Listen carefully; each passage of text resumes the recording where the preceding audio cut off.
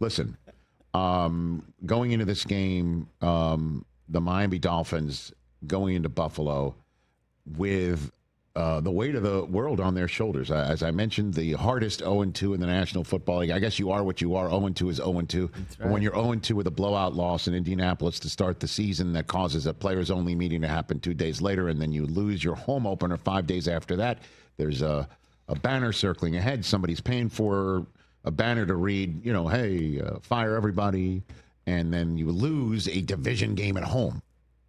And then 5 days later, you got to go to Western New York, where the history, recent and even not so recent, says the Buffalo Bills are about to take you down and out, because that's what they do to the Miami Dolphins. And when we talk about the Bills in short order, you will hear exactly why everybody thought that, because they wound up doing it again.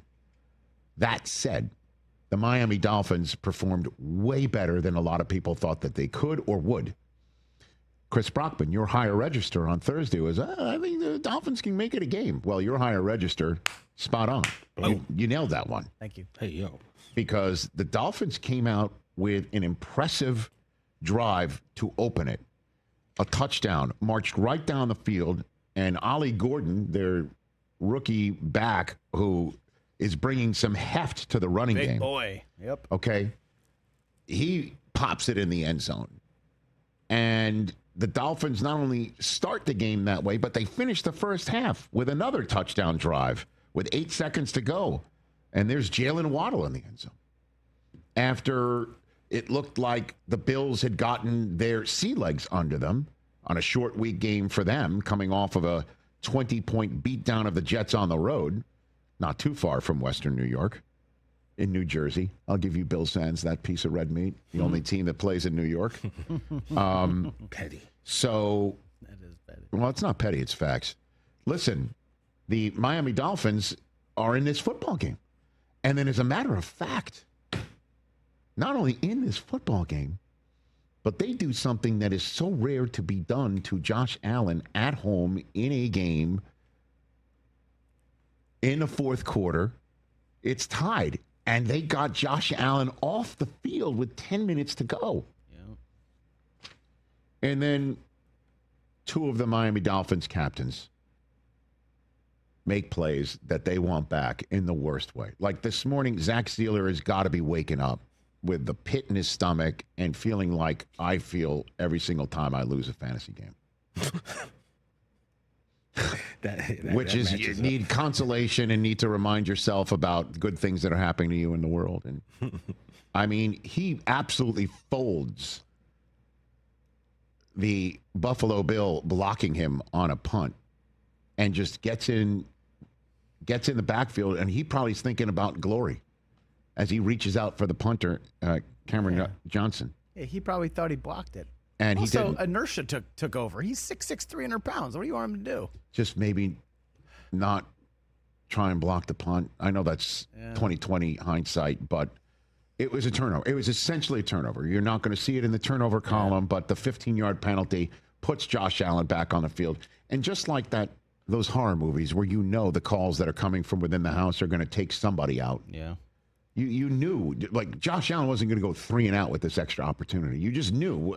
The inevitable was just who's scoring and when. And it was 5 plays later in Khalil Shakir for the third touchdown pass of the night for Josh Allen. Yeah.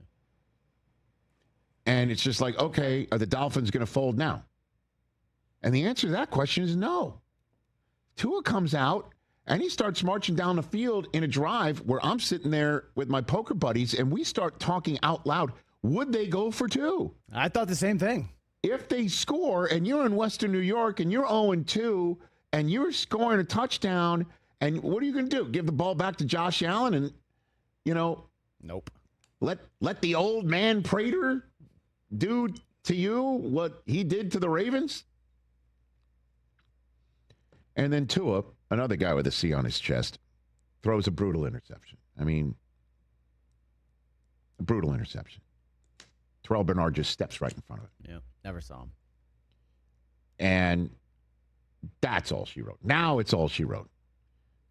And you're starting to wonder, now what? Miami Dolphins 0-3 for the first time since 2019 when Brian Flores was their head coach. They started 0-7, finished 5-11, got the 5th overall pick, and chose Tua, who now you're sitting here saying, what's happened to him? I mean, this is a guy, if you remember, in Mike McDaniel's first year, puts a 40-burger on the Ravens in a fourth quarter that the Dolphins were finished. And then the next year, he puts 70 on the Denver Broncos in an offense that you're wondering, who's going to stop this offense? Is this the newfangled thing going on? And now, 2 of his first 3 games this year, he hasn't even topped 150 passing yards. And last night was one of those games, and he found both Tyreek and Waddle for touchdowns in the same game for the first time since Week 8 2 years ago. And he still couldn't pull it off. And so you're wondering, like, when's this all going to get put together? Can it be put together? And, Tua said last week or 2 weeks ago that he keeps the outside noise off, goes home, and his kids put on Disney Plus. Well, we say hello if the Tagovailoa household is, they probably don't turn us on if you want to turn off the outside noise on Disney Plus. Good point. They might be hating that Pixar tile more than anything in that house. But now what? Because they played well. They did. And if you're questioning whether Mike McDaniel has the locker room, they came out prepared. They made plays in just two captains. I mean, McDaniel had to be back on the flight thinking to himself, 2 guys that I got to depend on. This is what McDaniel had to say afterwards about, hey, I guess higher register question. Hey, you guys did play well. I mean, can you take something from that? Like silver lining conversation. I'm never proud of a loss. And I'm not, we came here to win, and I refuse to take moral victories as the head coach of the Miami Dolphins. It wasn't good enough, so that's where I'm at. Yeah, he's got to be sick to his stomach. And then he asked about, again, he's put in a position. How do you handle calling your quarterback out? Again, we'll ask Kurt Warner next Wednesday, or I'll see him on Sunday. He might be watching the All-22, and he understands why Tua did what he did, or route wasn't run here, or whatever. But it always looks bad on a quarterback when with 3 minutes to go, and you're on the opposing team's 21, and you're marching down the field, and I'm sitting there thinking, does Mike McDaniel go for 2?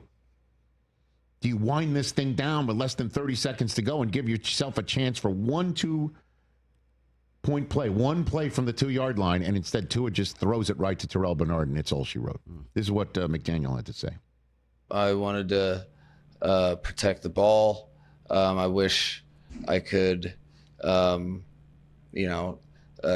think the quarterback has to be responsible for it. However, I wish I could just put it on him, but I think it's a tough job to do when there's someone in your face. We need everybody needs to do better, and we can't. If you got to ditch the ball to the flat in moments like that, and that's what we have to learn from. So, all right, before I comment, I think Tua is talking about that. I think we have that soundbite as well. Let's load that one up. Here's what Tua had to say about that pick. I thought I was in rhythm in timing of the play. Seeing the flat defender go over the top of Jalen. Jalen's turning around. I think that was a really good play by the defender. And had some color in my face trying to maneuver the throw as well. But 10 out of 10 times, if we're looking at that same thing, I think I'd still try to work that timing of hitting that spot. And I think the linebacker made a great play on that. Well, I guess he and McDaniel are going to have a conversation about, the flats where you're supposed to go with it. If he's thinking about 9 more cracks at it, he'd do the same thing. Listen, this is now going to be, and he knows it too, 2-0 knows it's going to be an extra half a week of the question of, like, did you make the wrong decision by signing this guy long term? Because it is just not on tilt anymore. This offense isn't on tilt anymore. And then the defense is giving up 30 points a game now in every game this season. Last time the Dolphins defense started a season with giving up at least 30 points in first three games. It's only the second time in franchise history. The last time they did it was their last 0-3 start where they went 0-7. Last team to do it in the NFL period was the 2020 Falcons, who finished 4-12. So if that's the canary in the coal mine, this season's over. Last team to do it finished 4-12. The last time the Dolphins did it, they were 0-7 and wound up picking fifth overall. Let's put up the schedule if you don't mind. Let's hunt and peck for a silver lining before Tom Pelissero joins us from what looks like his car. You've got a Monday nighter home against the Jets, who could stroll in there 0-3. The Jets have Tyrod Taylor in Tampa for the Buccaneers home opener, and if the Bucs do to the Jets what they've done to the first two opponents, it's going to be a long day for the OG, Tyrod Taylor. They're at Carolina and home for the Chargers. Now, that's going to be obviously a significantly important game if they win their next two, and maybe their toughest opponent, with all due respect to Buffalo. By the end of the day, we might see it, that the Chargers are the toughest team in the American Football Conference, period.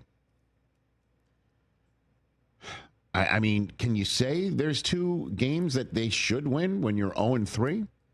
But when you see an opponent like the Bills be beatable last night, and then two foot shoots at the worst possible time in the fourth quarter, one by a defensive captain, one by an offensive captain. Go figure that, the captains. They got to win the next two. Just there's no ifs, ands, or buts about it. And then they're at Cleveland. I mean, there are some games that the Dolphins, if they put up points and just slice a touchdown off of what they're giving up, it's possible. Mm-hmm. It's possible. Yeah, I mean, but the light at the end of the tunnel is quite dim. And I don't know what it's like in South Florida. You can call us from there. I know we're on the air on ESPN Radio down in South Florida. I phoned into the station a couple of days ago. So we say hello to everybody out there. Call us. I mean, what's the mood like down there? I can assume what it is, but Stephen Ross might hear it and make a rash move. I don't think he should do that. I think there was just enough what we just saw on Thursday Night Football to stay the course and see what could happen. Clean this up, clean that up. And I know Mooch says it all the time on Sunday mornings, and it kind of frustrates me because I need, as a fan, to hang something more on it. Just play better. That's what he says. Play better, coach better. Yeah. Well. And that's what coaches say. Just clean this up, clean that up. They walk out of Western New York with a win. But, as we all know, if a particular matriarch had wheels, she would be a particular vehicle. It just seemed like to me... I'm talking McDaniel now. You know what I mean? This version of the Dolphins, to me, just kind of died on the frozen turf of Arrowhead a couple years ago. Interesting that you say that, Seems Chris, that because way, I got right? one last stat for you here, courtesy of the National Football League Network research staff. And, of course, I did not peg it, but they are, since that loss in Kansas City, they have only 8 wins, I do believe. Hey, you made it all the way to the end. Thanks for that. Check us out every single day streaming live on Disney Plus and the ESPN app, 12 to 3 Eastern.